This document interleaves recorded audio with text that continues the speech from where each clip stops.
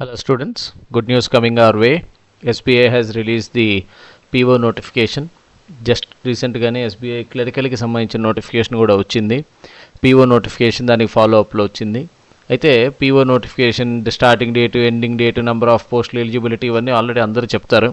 But I wanted to specifically focus on one very important point, that is SBI ఎగ్జామ్లో ఈసారి ప్యాటర్న్లో changes జరిగాయి. అవి చిన్న చేంజెస్ ఏం కాదు, వెరీ సిగ్నిఫికెంట్ చేంజెస్ జరిగాయి. అందులో the very first change that we will talk about is regarding the prelims exam. So prelims ఎగ్జామ్లో ఇఫ్ యూ ఆల్రెడీ ఫీల్డ్లో కనుక ఉండి మీరు ఎగ్జామ్స్ అటెంప్ట్ చేస్తూ ఉన్నట్టయితే కనుక, earlier the system was for quant it was 35 questions, for reasoning it was 35 questions, and for English lesser importance ఉండి 30 క్వశ్చన్సే ఉండేవి. But now, if you observe here carefully, I have shaded these areas. English language ki 40 questions ఇచ్చారు. That means 10 questions పెరిగాయి. Quant and reasoning ki 5 questions తగ్గించారు. But as far as the timing is concerned, that remains the same. అయితే దీనివల్ల advantage ఏంటంటే, రీజనింగ్లో అక్కడ puzzles అవి చేయడంలో ఎవరైతే ఇబ్బంది పడుతున్నారో, టైం సరిపోవట్లేదని, ఒక రకంగా ఒక 5 మార్క్స్ అక్కడ పజిల్కే కనుక వాళ్ళు తగ్గిస్తే, then you will have enough time to do reasoning. That is point number 1. Let's take the positive out of it. The same is the case with quant as well. So క్వాంట్లో కూడా time అంతే ఉండి questions తగ్గించారు కాబట్టి క్వాంట్లో score పెంచుకోవడానికి chance కూడా పెరుగుతుంది. But having said that, English విషయానికి వచ్చేటప్పటికి 10 క్వశ్చన్స్ పెరిగాయి, but the time remains the same, isn't it?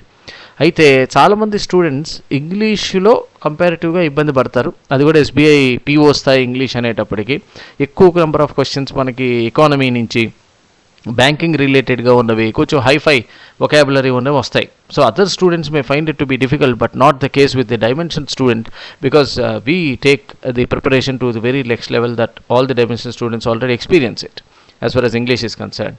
సరే, సో ఆ విషయాన్ని పక్కన పెడితే, సో ఇంగ్లీష్కి 10 క్వశ్చన్స్ పెరిగాయి కాబట్టి జాగ్రత్తగా కనుక దీన్ని మీరు గేమ్ ఆడగలిగితే, definitely that is going to be an advantage. Because if you are good in English, you will also be automatically you will be good in reasoning, because it's all about understanding the question. అందులో ఉన్న twist ఏంటి తెలుసుకోవడం కదా.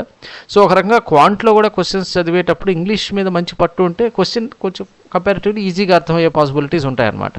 So any which ways, prelims విషయంలో SBI has given more importance to English, but there is no sectional cutoff. This is something which we have to understand. So overall ga vachina score ni maatrame పరిగణలోకి తీసుకుంటారు. That is one thing. Second వచ్చేటప్పటికి, when you go to the mains ఎగ్జామ్లో ఇంతకు ముందు కూడా 3 అవర్సే, ఇప్పుడు కూడా 3 అవర్సే. అయితే ఇంతకు ముందు నెంబర్ ఆఫ్ క్వశ్చన్స్ వచ్చేటప్పటికి, if you remember, it is only 155 questions, but now it is 170 questions. అంటే సేమ్ టైం కానీ 15 క్వశ్చన్లు పెంచారు. ఈ పెంచిన 15 క్వశ్చన్లు ఎక్కడ పెంచారు అంటే, జనరల్ అవేర్నెస్లో 10 పెంచారు. ఇంతకుముందు ఇక్కడ 50 క్వశ్చన్సే ఉండేవి, ఇక్కడ 10 క్వశ్చన్స్ పెంచారు. ఇంగ్లీష్ దగ్గర ఒక 5 క్వశ్చన్స్ పెంచారు. ఇంతకుముందు it was only 35 questions, right?